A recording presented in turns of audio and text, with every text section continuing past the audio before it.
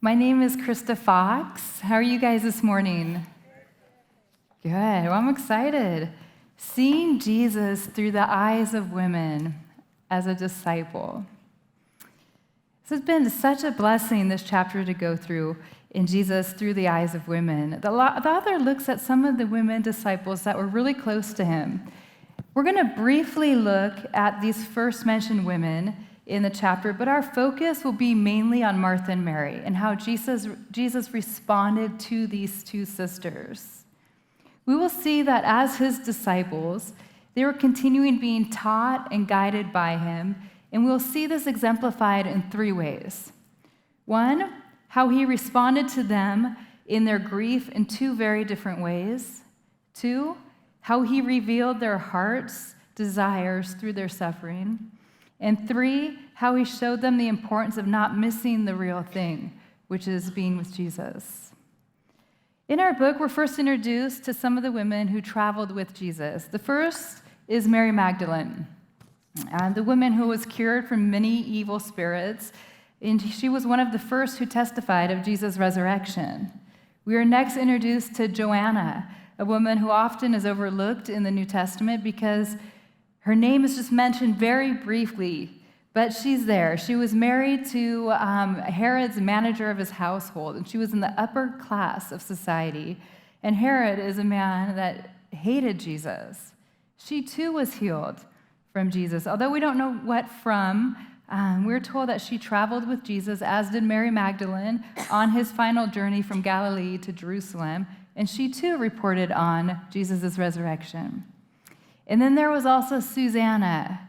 She too was healed by Jesus and traveled with him and these other women and learned from him. Each of these women were healed from various afflictions, either spiritually, emotionally, or physically, and they were eyewitnesses to the work of Jesus through their intimate contact with him. Each woman, though, saw Jesus in a very different way. Mary Magdalene saw Jesus as the one who transforms, as he cast out the evil spirits that were ruining her life, and then she finally had peace. Joanna, she came from an entirely different background and social class, and she had healing. We're not sure from what, but Jesus touched her life to the point that she risked her life to follow him. Because remember, Joanna was in this position of society that being a follower, a disciple of Jesus, and financially supporting his ministry was looked down on in her social circles. And looking through Jesus, through Joanna's eyes, shows us that the gospel breaks these social barriers and these prejudices. And then Susanna, she also saw Jesus as the one who heals and provides, but much less is known about her. It's really interesting, though, that these three women disciples, Mary Magdalene, Joanna, and Susanna, were told a little of their history. We are told that they were healed in some way, and they were able to see Jesus in a special way because of what he did for them. But it's the two sisters, Martha and Mary, where we can see even more of who Jesus is, not because of what he did for them, but because of what he taught them. The author of our book, Rebecca McLaughlin, she says that Martha and Mary don't just represent two different personalities, but two different responses to Jesus. But I want to take this a little bit further and see that there's also two different responses from Jesus himself when he responds to Martha and Mary in their heartache. If you have your Bibles, open up to John chapter 11. We're going to read 17 verses 27.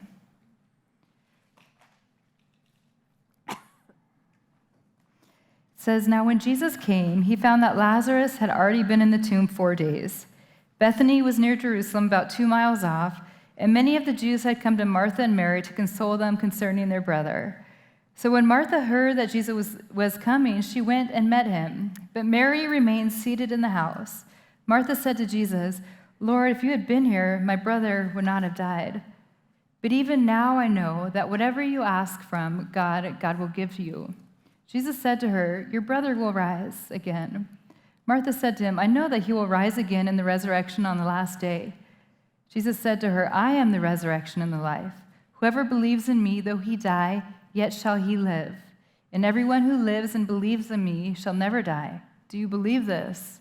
She said to him, "Yes, Lord, I believe that you are the Christ, the Son of God, who is coming into the world." This is Martha. Her brother, who was loved dearly by many, including Jesus himself, had just died. She and her sister Mary had sent for Jesus for him to come and to heal their brother Lazarus from this illness. And although Jesus loved Lazarus and his sisters, he didn't go right away, and Lazarus died. And later, as Jesus made his way into their village, the text shows us that Martha says, "Lord, if you had been here, my brother would not have died." I can imagine this woman, this grieving woman, running out to meet Jesus, crying out from her soul, "Where were you? Had you been here, this wouldn't have happened. Why weren't you here, God? Why weren't you here, Jesus? Why did you let him die when you could have saved him?" And aren't these the same questions that we too cry out to God in our devastating times, in our suffering, in our loss, and in our grief? Where were you, God? Why weren't you here? Why has this happened? This didn't have to happen. Jesus loved Martha, and he heard her cries, and he responded. But he didn't respond to her the way someone in grief normally would like to have been responded to. Jesus first simply responded with, "Your brother will rise again." But Mary didn't fully understand what Jesus was saying here. She thought that Lazarus, like the rest of them, would indeed rise on the last day. But that wasn't what Jesus was teaching her. And Jesus understood that she was missing this major point. So he takes the time to explain that he is the resurrection and the life. He says, "I am the resurrection and the life.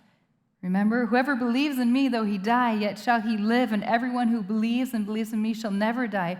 Do you believe this, Martha?" Jesus responds to Martha in her grief by sharing the gospel with her. While there is a great intimacy and friendship between Martha and Jesus, he knew there was a misunderstanding here. And he's a good teacher.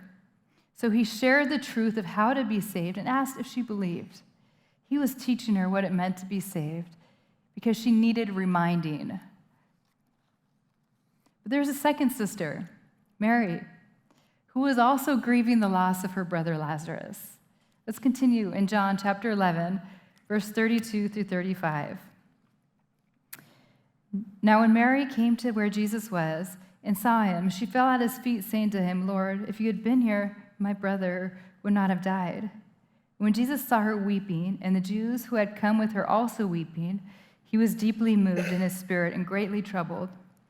And he said, "Where have you laid him?" They said to him, "Lord, come and see." Verse 35 says, Jesus wept. Look at this different response. Same statement. Jesus' response this time is very different. He first asked where Lazarus is, and then he wept. Such a different response than he had moments ago when he responded to Martha. Mary fell to Jesus' feet, which is an act of a disciple at the time of Christ, a student. But she fell at the feet. She wasn't just sitting there, she fell. Mary, too, had this deep intimacy with Jesus through friendship as Martha did.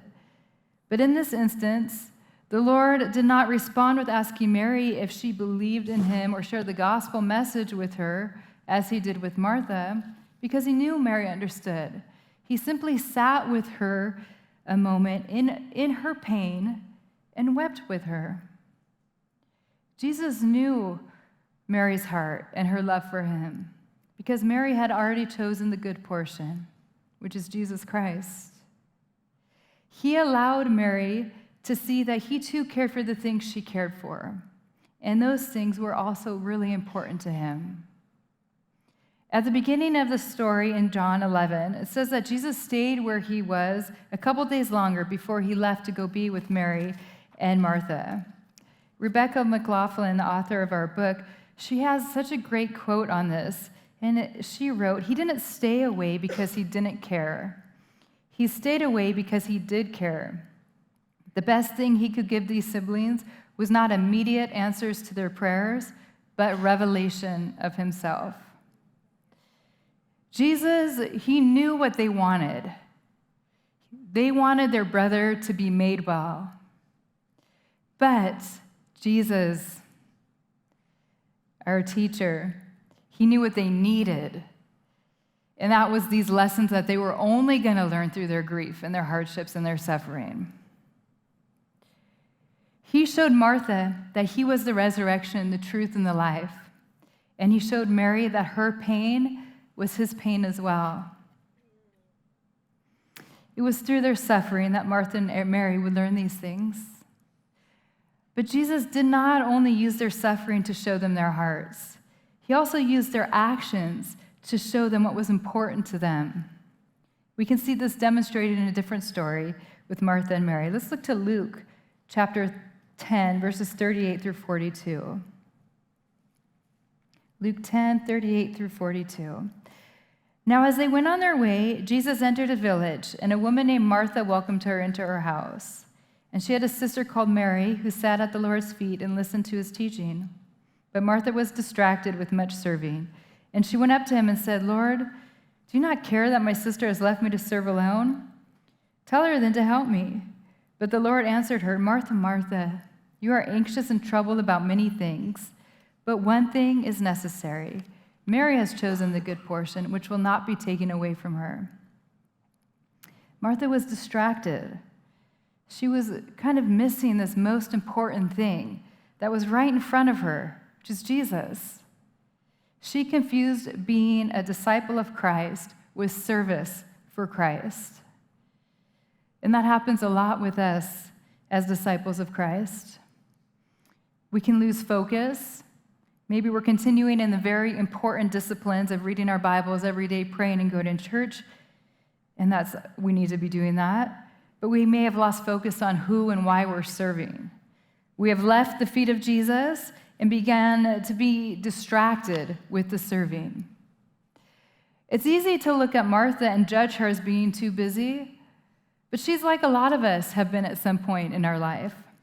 Christians who get busy in the ministry of the church, and at some point, this serving that we started in love becomes serving that we feel like we have to do to either earn God's favor or his blessings. And so you've gone from this knowing that you're saved by grace and grace alone to then trying to work to earn your salvation, which doesn't work. This line of thinking, though, makes sense if we put it into our worldly understanding of grace, because that is what the world teaches us, right? Everything is conditional. If you do this, you'll get this. If you try harder, you'll get even more of whatever you want. If you serve more, you'll be blessed more. But that's not how the kingdom of God works. And if this is what you believe, that you must serve more, do more, try harder for God, then you've forgotten what has happened on the cross. When Jesus said, "It is finished," it's finished. There is nothing more that we could do that Jesus hasn't already done for us. There is no amount of Christian service that will change what he has already done. Because, like it says in Ephesians chapter 2, verse 8 and 9, it is by grace, not by works, that we have been saved, through faith. And this is not from ourselves. It is the gift of God, not by works, so that no one can boast. It didn't seem that Martha understood the grace of God. Although she knew Jesus deeply and was learning from him as a disciple, she still kind of missed the point, and Jesus saw this. And Jesus told Martha, "Look, Martha, you're anxious, you're troubled." Clearly, there was not much joy in how Martha was serving. It was out of this have-to heart rather than I get to mentality. And Jesus knew this. He revealed this to her heart through her serving. And he's explaining to her that she's doing this out of duty. And it's troubling her. It's giving her anxiety. But it should not be this way. Jesus didn't teach her this, and he didn't ask her to do this. Martha chose this work-based approach, even as a close disciple of Jesus. She chose often what we struggle with ourselves. But Jesus rebuked her in it. And instead of admonishing Mary for sitting at his feet and learning and listening to his teachings, he shows Martha that Mary is doing the right thing. She has chosen the good portion, which is spending time with Jesus. Mary didn't miss the real thing, which is Jesus. It's important to see, though, that while Mary sat and listened and learned from Jesus, this doesn't mean that she was inactive. No, it's quite opposite. Being a student, it takes effort.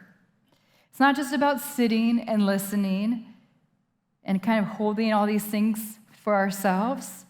It's about putting these teachings into practice and to make them applicable, something that we can see that Mary did as well when she took the jar of that expensive oil and anointed Jesus' feet with it.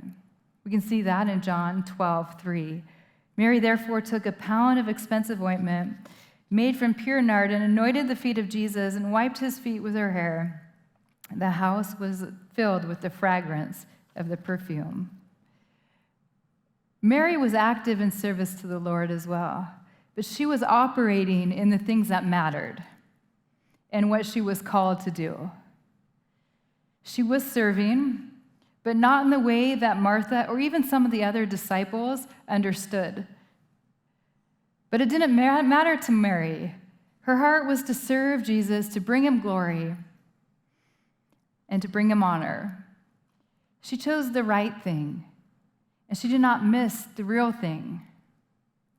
Years ago, I think maybe 14, 15 years ago, in our first church plant that we helped in our home state of Colorado, my husband Kyle, he had a very real moment that made him examine his own acts of service to the Lord.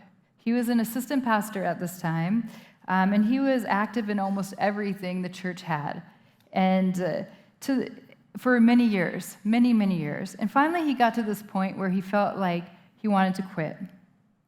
It wasn't because he was tired or he was burnt out from doing many things. He probably could have kept going for a really long time, but it was because he was frustrated. He was frustrated that he was serving so much, but he was still struggling with certain areas of his life, that he thought at this point in his serving that he should have had victory over them. He thought, if I'm doing all of this, yet I'm still struggling, what's the point? And he brought these concerns up to our pastor at the time, and the pastor said, Kyle, I don't know what to say. He said, if you weren't already serving so much, I would say serve and get more involved, and that will help. And that's it, yeah. But it didn't help. It didn't help, and it didn't work. Because serving more wasn't and it isn't the answer. Kyle stepped back from ministry for a little bit at that point, and it was then that the Lord showed Kyle that he may have been active and busy in his service, but it wasn't the most important thing.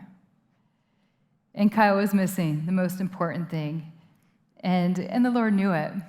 And he was showing Kyle the love and grace of God that he was missing, and what it meant to be a good disciple in this. Kyle had this mindset that he had to do all these things, and like Martha, it troubled him. It gave him anxiety, and there was a little joy in it.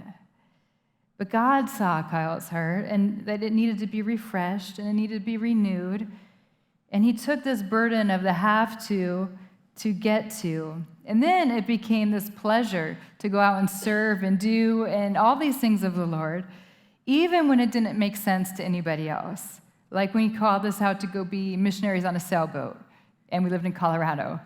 And, Colorado has no ocean around it, but we did it. And then missionaries to Brazil. It didn't matter what everybody thought. It mattered what we were called to do.